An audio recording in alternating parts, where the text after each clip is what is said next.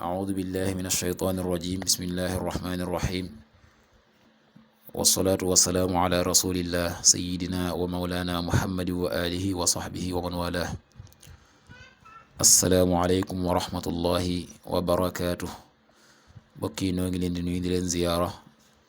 di leen balu xaq te di leen balu xaq di leen ñaanal jàmm waaye itam di sàkku ci yéen ngeen ñaanal nu ko nuy ñaanit borom bi tabaraka wa taala mu defal nu tawfiq boolu nit defal ndimbal bokk yi nu dikkaat ak yéen ci xadiisu bis bi mu di xadiisul yawm niki nu ko baaxoo di ànd ak yéen bis bu jot seen mbokk Cheikh Mbaye Seck di ko ànd ak yéen an abi zaydin thabit ibn ad-Dahhak al-Ansari radiyallahu anhu wa huwa min ahli bay'ati ridwan qaala rasulullahi sallallahu alayhi wa sallam man xalafa ala yaminin bi millatin gayri lislaami kaadiban mutaamida fa huwa kama qaal wa man qatala nafsahu bi cheyin udiba bihi yowma alqiyaama wa laysa ala rajulin nadrun fi ma la yamliku wa laanu almumini ka qatlih muttafaqun alayh.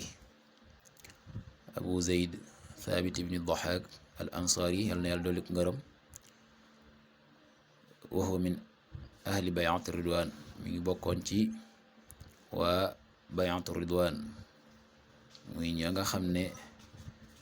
seenu njaayante lu ñu gërëm la. moo wax ne yonent bi sallallahu alayhi wa sallama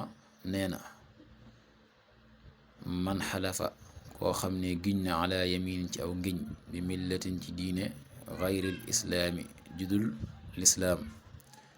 kaadiban di fen mutaamidan te aji tay ko nga xam ne la mu giñ daf koo giñ ci diine ju dul diine lislaam te la mu wax amul te it moo ko tay fa huwa moom kama qaal comme na mu waxe wa man qatala koo xam ne rey na nafsahu boppam bi shay'in ci dara udiba mbugaleef ko bihi ci moom yowmal xiyaamati ca bis penc wa laysa ala rajulin déet di war ab waay nazrun nazar fii ma laa yamliku ci loo xam ne moomu ko wa laanul mumini rëbbu jullit aji gëm ka qatli niki rey ko. Abu Zaydin Thabit ibn Dahhak nga xam ne dafa bokkoon ci waa ansaar waaye tam bokkoon ci bay'atu ridwaan moo wax ne yonent bi sallallahu alayhi wa sallam nee na koo xam ne giñ na aw ngiñ ci diine joo xam ne nekkul diine yi lislaam fekk lam giñ lu amul la teyit moo ko tey oobaa na mu waxe rek la mu giñ bu fekkee dafa giñoon su ma defee nangam ak nangam danaa doon ab yéefar te loolee doon lu sax ci moom doon lu dëgg ci xolam oobaa day doon ab yéefar ay fekkee giñ na loolee te fekk loolee nekkul ci moom lu sax ci moom nekkul lu dëggu ci moom oobaa dees koy tuubloo waaye du tax mu doon ab yéefar. wax itam ne koo xam ne rey na boppam nga xam ne xaru na la nga xam ne moom la xaroo ëllëg yowmal xiyaam ca biir sawara dees koy mbugale ca loolee nga xam ne la mu xaroo woon loolee les koy mettale niki moo xam dafa yeewoon boppam ci baat wala da doon jam boppam nam ko defe woon rek noonu les ko koy mbugale ci yowmal xiyaam muy jam boppam wala muy yeew ci boppam ci baat rek. mu wax itam ne ki nga xam ne dafa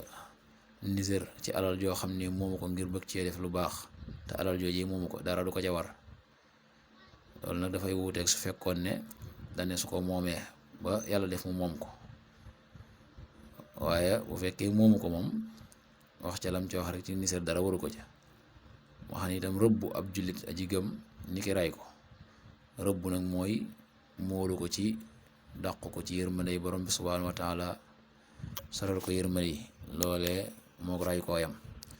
yàlla na yàlla defal tawfiq defal ndimbal in uridu ila al-islaha mastata'tu ma tawfiqi illa billah wassalaamu alaykum wa rahmatullahi wa barakaatuh.